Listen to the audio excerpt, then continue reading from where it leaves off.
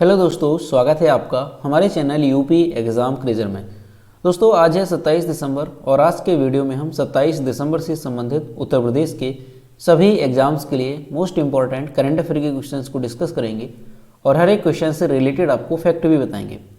इस वीडियो की अगर आपको PDF डाउनलोड करनी है तो इसकी PDF आप हमारे टेलीग्राम ग्रुप से डाउनलोड कर सकते हैं। टेलीग्राम ग्रुप की लिंक आपको वीडियो के डिस्क्रिप्शन में मिल जाएगी। तो चलिए शुरू करते हैं।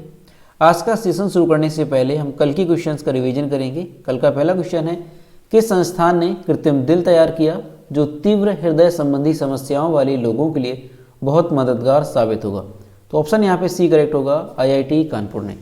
दोस्तों उत्तर प्रदेश करंट अफेयर की लास्ट 8 मंथ की अगर आपको PDF ई बुक डाउनलोड करनी है तो इसकी लिंक वीडियो के डिस्क्रिप्शन में दी गई है, वहाँ से आप इस PDF ई बुक को डाउनलोड कर सकते हैं। इसके अलावा मंथली अगर PDF ई बुक डाउनलोड करनी है तो उसकी लिंक भी आपको वीडियो के डिस्क्रिप्शन में मिल जाएगी। और अगर इसे डाउनलोड करने में कोई प्रॉब्लम होती है तो साइट पर आपको WhatsApp नंबर और ईमेल मिल जाएगा जिस पर आप कांटेक्ट कर सकते हैं। अगला क्वेश्चन है, उत्तर प्रदेश सरकार किसके लिए आवास योजना लाने जा रही है? तो यहाँ पे ऑप्शन सी करेक्ट होगा, पत्रकारों के लिए। अगला है, हाल ही में नेपाल के प्रधानमंत्री कौन बने? तो याद रखेंगे पुष्प कमल दहल, ये जो है अभी नेपाल के प्रधानमंत्री बने। अगला है, हर साल 25 दिसंबर को सुशासन दिवस किसकी जयंती के अवसर पर मनाया जाता है? तो सुशासन दिवस यानी कि गुड गवर्नेंस डे ये मनाया जाता है अटल बिहारी वाजपेयी की जयंती के अवसर पर। अगला है, हाल ही में खेलो इंडिया महिला टूर्नामेंट में किस खेल का पहली बार आयोजन किया जाएगा? तो ट्रैक साइकिलिंग का पहली बार आयोजन किया जाएगा। अगला है, हाल ही में IPL इतिहास के सबसे महंगे खिलाड़ी कौन बने? तो ऑप्शन यहाँ पे बी करेक्ट होगा, सैम करन। अगला है, निम्न में से किसने रविंद्रनाथ टैगोर साहित्य पुरस्कार 2021-22 जीता? तो ये जीता है अभी 3 लोगों ने। ऑप्शन यहाँ पे डी करेक्ट होगा, सुदीप सेन, शोभना कुमार और संजय के रॉय ने। अगला है, भारत किस देश के साथ जनवरी 2023 में पहला द्विपक्षीय हवाई अभ्यास वीर गार्जियन 23 आयोजित करेंगे? तो भारत जो है ये जापान के साथ वीर गार्जियन अभ्यास आयोजित करेंगे। अगला है, निम्नलिखित में से कौन सा देश फरवरी 2014 में 13वीं विश्व व्यापार संगठन मंत्री स्तरीय बैठक की मेजबानी करेगा?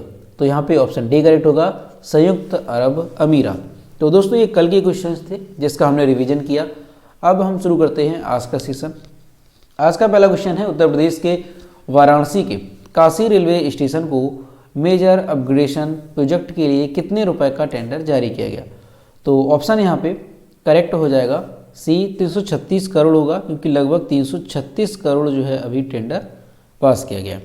तो 25 दिसंबर 2022 को उत्तर रेलवे मंडल के मंडल रेल प्रबंधक सुरेश कुमार सपरा ने बताया कि उत्तर प्रदेश के वाराणसी के काशी रेलवे स्टेशन को मेजर अपग्रेडेशन प्रोजेक्ट के लिए टेंडर जारी किया गया। करीब 336 करोड़ रुपए की इस परियोजना से काशी इंटर मॉडल स्टेशन बन जाएगा। यानी जो काशी रेलवे स्टेशन है इसको अपग्रेड करने के लिए, ठीक है, मेजर अपग्रेडेशन प्रोजेक्ट के लिए टेंडर जारी किया गया। और कितने रुपए का? तो करीब 336 करोड़ रुपए की एक परियोजना है जिससे जो काशी रेलवे स्टेशन है इसको अपग्रेड किया जाएगा। इस परियोजना से काशी इंटर मॉडल स्टेशन बनने के साथ साथ यहाँ यार्ड रिमॉडलिंग, कॉम्प्लेक्स और होटल निर्माण समेत कई कार्य किए जाएंगे। इसके अलावा कैंट स्टेशन पर चार्जिंग सेंटर का टेंडर जारी होने से वाराणसी कैंट स्टेशन पर इलेक्ट्रिक वाहनों को चार्ज करने की भी सुविधा मिलेगी। तो ये यहाँ पर एक नई बात होगी कि जो वाराणसी कैंट स्टेशन है यहाँ पर इलेक्ट्रिक वाहनों को चार्ज करने की भी सुविधा यहाँ पर की जाएगी। तो ये चीज़ यहाँ से याद रखेंगे आप कि अभी जो है जो काशी रेलवे स्टेशन है इसको मेजर अपग्रेडेशन प्रोजेक्ट के लिए करीब 336 करोड़ रुपए का एक टेंडर जारी किया गया है। इससे क्या होगा? तो ये जो परियोजना है इससे काशी इंटर मॉडल स्टेशन ये बन जाएगा। अगला है, उत्तर प्रदेश के किस शहर में सोलर ट्री के जरिए बिजली पैदा की जाएगी? तो यहाँ पे ऑप्शन ए करेक्ट होगा, वाराणसी में। दोस्तों एक खास तरीके का पेड़ से अब क्या होगा? बिजली उत्पन्न की जाएगी। भले ही ये आपको लग रहा हो कि भाई ये कैसे है, तो PM के संसदीय क्षेत्र वाराणसी, याद रखेंगे वाराणसी में ये होने जा रहा है। शहर के जलकल विभाग में 17 करोड़ की लागत से सोलर ट्री लगाए जा रहे हैं। वाराणसी जलकल विभाग सोलर ट्री के जरिए बिजली पैदा करने वाला यूपी का पहला सरकारी दफ्तर होगा। इसी साल के आखिरी तक यह काम पूरा हो जाएगा और इसके बाद जल कल विभाग पानी सप्लाई के साथ साथ बिजली उत्पादन का भी काम करेगा। तो यहाँ पर ये एक नई बात देखने को मिल रही है कि जो जलकल विभाग है वो 17 करोड़ रुपए की लागत से सोलर ट्री जो है बनाए गए हैं और सोलर ट्री लगाए जाएंगे। तो ये चीज़ याद रखेंगे कहाँ पे, तो याद रखना है आपको वाराणसी में ये सोलर ट्री लगाए जा रहे हैं। सोलर ट्री से क्या होगा, तो बिजली इससे उत्पन्न की जाएगी। अगला क्वेश्चन है, उत्तर प्रदेश सरकार मत्स्य संपदा योजना के अंतर्गत कितने रुपए तक की सब्सिडी देगा। तो यहाँ पे ऑप्शन बी करेक्ट होगा, 1,60,000 रुपये तक की। अब उत्तर प्रदेश के किसानों के लिए भी योगी सरकार कुछ ऐसी ही स्कीम लेकर आई है। नाम है मुख्यमंत्री मत्स्य संपदा योजना, जिसका उद्देश्य क्या है, तो मछली पालन क्षेत्र में रोजगार के अवसर को बढ़ाने के लिए राज्य के किसान और मछुआरों को तालाब बनाकर पालने के लिए प्रेरित करना है। मुख्यमंत्री मत्स्य संपदा योजना के तहत पहले साल तालाबों पर पट्टाधारक किसानों को 40% की सब्सिडी दी जाएगी। यूपी सरकार ने अधिकतम इकाई लागत 4 लाख रुपए निर्धारित की है, जिस पर 1,60,000 रुपये के अनुदान का प्रावधान है। तो याद रखेंगे आप कि मुख्यमंत्री मत्स्य संपदा योजना ये जो है किस राज्य सरकार द्वारा शुरू की गई है, तो अभी जो है उत्तर प्रदेश सरकार के द्वारा शुरू की गई है मुख्यमंत्री मत्स्य संपदा योजना।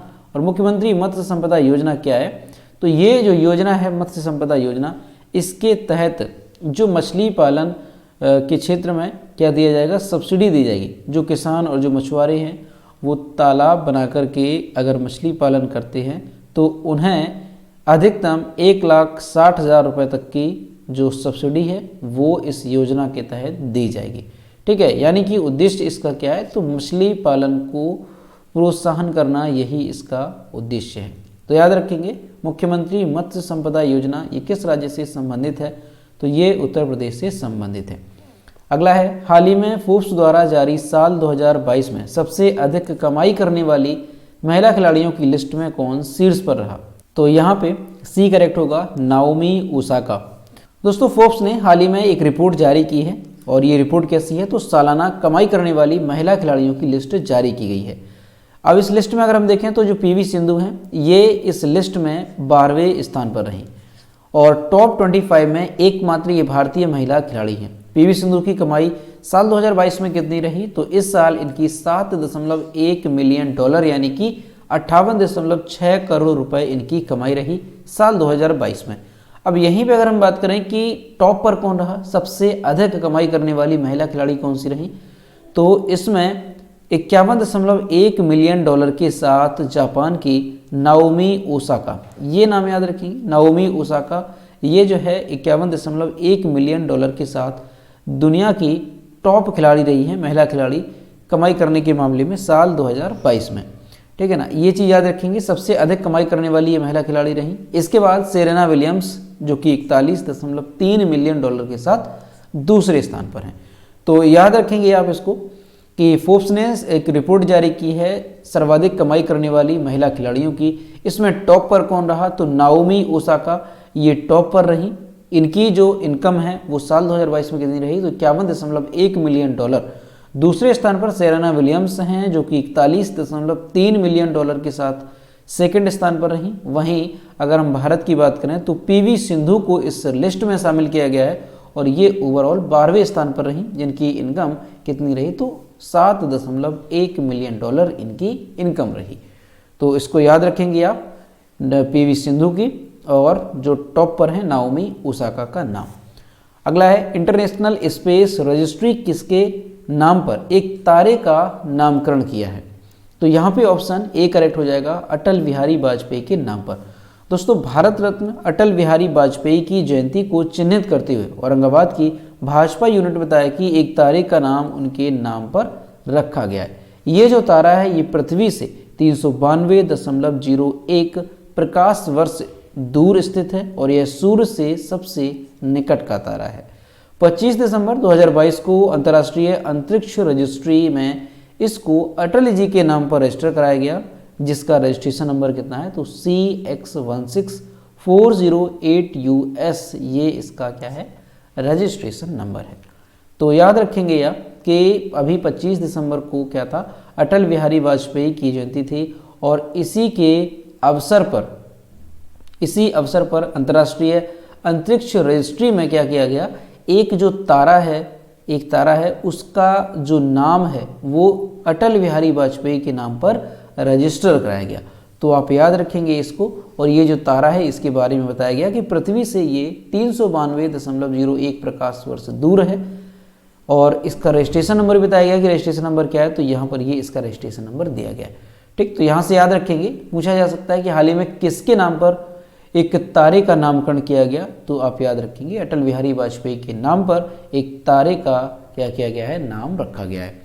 ठीक, यहाँ से जो आपको वर्ड दिख रहा है, शब्द दिख रहा है प्रकाश वर्ष, तो कई बार एग्जाम में पूछा जाता है कि प्रकाश वर्ष ये किसका मात्रक है।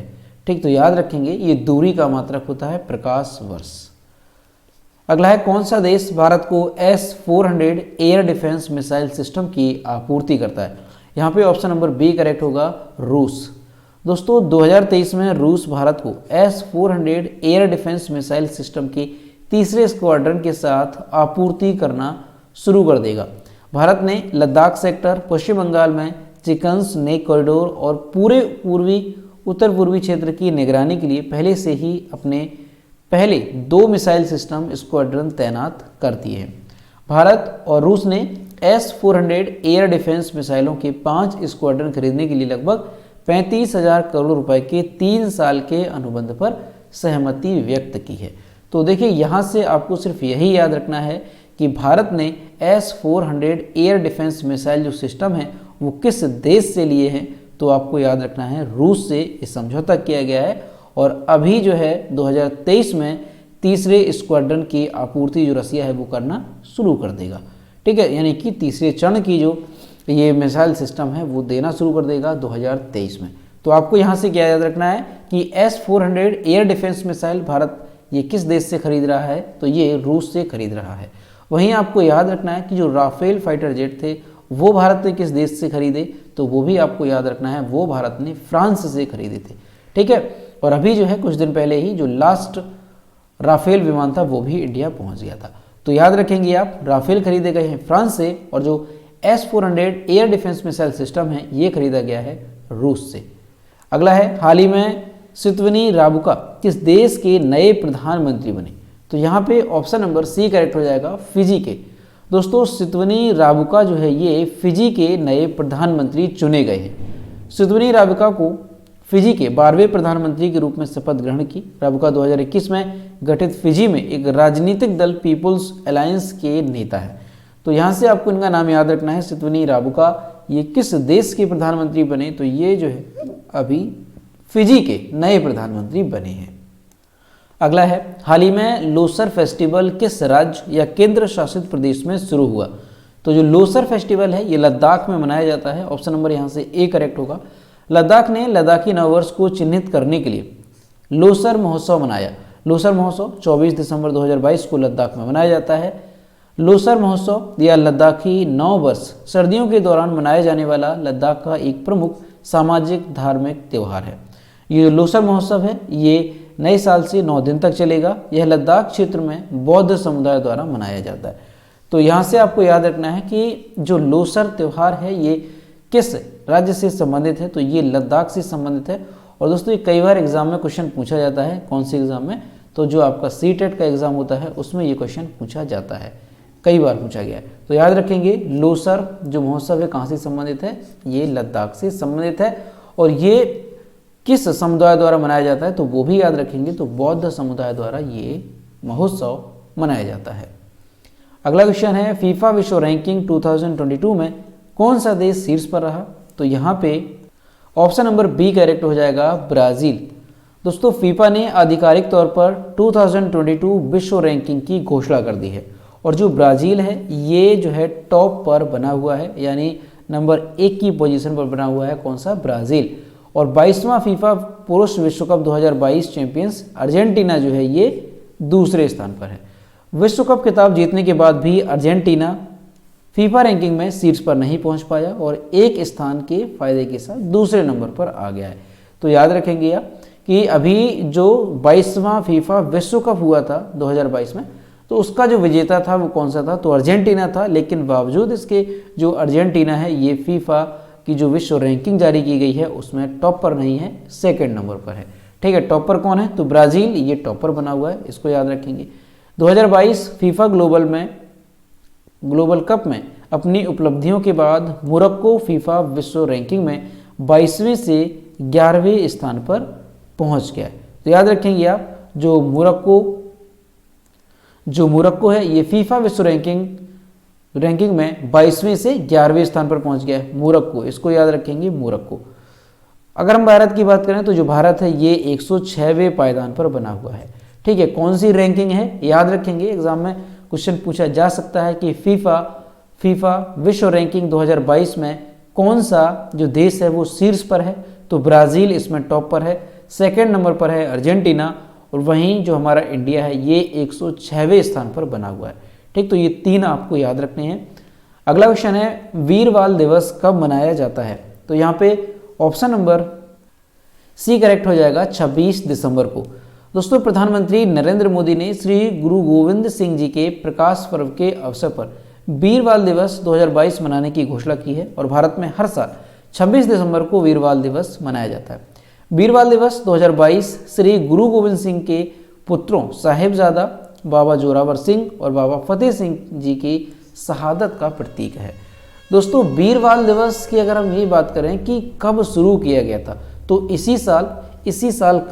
इसी साल जनवरी में प्रधानमंत्री नरेंद्र मोदी ने ये घोषणा की थी कि जो वीर बाल दिवस है वो 26 दिसंबर को हर साल मनाया जाएगा। 9 जनवरी को ये घोषणा की गई थी प्रधानमंत्री के द्वारा। तो हर साल भारत में 26 दिसंबर को वीर बाल दिवस मनाया जाता है। ठीक है, अभी घोषित हुआ है तो इम्पॉर्टेंट है, याद रखेंगे आप, वीर बाल दिवस कब मनाया जाता है, तो 26 दिसंबर को। अब अगर ये देखा जाए कि 26 दिसंबर को वीर बाल दिवस क्यों मनाया जाता है, क्या इसका महत्व है, तो दोस्तों क्या है, तो दोस्तों 1699, यहाँ से आप अच्छे से याद रखेंगे, 1699 की बात है कि जो गुरु गोविंद सिंह के 4 पुत्र थे, ठीक है, उन 4 पुत्रों को क्या कहा जाता था, साहिबजादे खालसा कहा जाता था। 1699 में गुरु गोविंद सिंह ने क्या किया, खालसा पंथ की स्थापना की थी। और ये क्या था, तो सिख समुदाय के जो लोग थे उनकी रक्षा करने के उद्देश्य से इसकी स्थापना की गई थी। किसकी, खालसा पंथ की 1699 में किसने की थी, तो श्री गुरु गोविंद सिंह ने इसकी स्थापना की थी। गुरु गोविंद सिंह के कितने पुत्र थे, तो 4 पुत्र थे। उनको क्या कहा जाता था, तो उनको साहिबजादे खालसा कहा जाता था। 4 बेटे कौन कौन से थे उनके, तो अजीत, जुझार, जोरावर और फतेह, ये सभी खालसा के हिस्सा थे और ये 4 पुत्र थे गुरु गोविंद सिंह के। दोस्तों, इसके बाद क्या हुआ, इसके बाद कुछ सालों बाद, 2 या 4 साल बाद क्या हुआ कि मुगल सेना ने इनके महल पे आक्रमण कर दिया। इनके महल पे आक्रमण करने के बाद ये सभी लोग वहाँ से निकल गए दूसरी जगह पर, लेकिन बावजूद उसके भी वहाँ से ये पकड़ लिए गए और इनके जो पुत्र थे वो सभी 19 वर्ष की आयु से कम के थे। और इन सभी को मुगल सेना ने क्या कहा कि आप जो है मुगल धर्म को अपनाइए, लेकिन इन्होंने मना कर दिया। तो उसके बाद इन चारों को जो है क्या कर दिया था, मरवा दिया गया था। तो इसी के चलते इनके जो 2 पुत्र थे, जो छोटे पुत्र थे, उनकी एज 8 और 5 साल थी, उसके बावजूद भी उनको जिंदा दीवार में चुनवा दिया गया था। तो इस तरह से जो इनके 4 पुत्र थे उनको मार दिया गया था मुगल सेना के द्वारा। तो इसी के चलते जो है प्रधानमंत्री नरेंद्र मोदी ने इस दिवस को जो है शहादत दिवस के रूप में मनाने की घोषणा की है कि 26 दिसंबर को हर साल वीर बाल दिवस मनाया जाएगा। ठीक, तो इस चीज़ को याद रखना है क्यों मनाया जाता है। तो ये यहाँ पर आप लोग समझ चुके हैं कि मुगल सेना द्वारा जो 4 पुत्र थे गुरु गोविंद सिंह जी के, उनको मरवा दिया गया था और इसी वजह से इस दिवस को प्रधानमंत्री नरेंद्र मोदी ने मनाने की घोषणा की है। तो दोस्तों, ये थे 27 दिसंबर से संबंधित उत्तर प्रदेश के सभी एग्जाम्स के लिए मोस्ट इंपॉर्टेंट करंट अफेयर के क्वेश्चन जो कि हमने डिस्कस किए। अब हम देखते हैं कल के वीडियो को क्वेश्चन जो हमने आपसे पूछा था। ये कल के वीडियो का क्वेश्चन है जो हमने आपसे पूछा था कि हाल ही में दुनिया के सबसे छोटे इंसान होने का गिनीज वर्ल्ड रिकॉर्ड में किसका नाम दर्ज हुआ। तो ऑप्शन यहाँ पे ए करेक्ट था, अफसीन इस्माइल, और लगभग सभी स्टूडेंट्स ने इसके सही जवाब किए। और मैं आपसे रोज़ कहता हूँ कि जो भी क्वेश्चन आपसे पूछा जाए तो सभी लोग क्वेश्चन का आंसर जरूर क्या करो। यह है आज का क्वेश्चन, हाल ही में कौन यूपी रोडवेज की पहली महिला ड्राइवर बन गई हैं। यहाँ पे जो भी करेक्ट आंसर है वो आपको कमेंट बॉक्स में बताना है और दोस्तों सभी लोग कोशिश करेंगे कि क्वेश्चन का आंसर जरूर करें। तो दोस्तों आज का वीडियो कैसा लगा, अगर वीडियो पसंद आया है तो इसे लाइक करें, अपने दोस्तों के साथ शेयर करें और अगर अभी तक हमारे चैनल पर नए हैं तो चैनल को सब्सक्राइब करना ना भूलें। साथ ही बेल आइकन को भी प्रेस करें ताकि टाइम टू टाइम नोटिफिकेशन आप तक पहुंचता रहे। तो मिलते हैं नेक्स्ट वीडियो में। Thank you.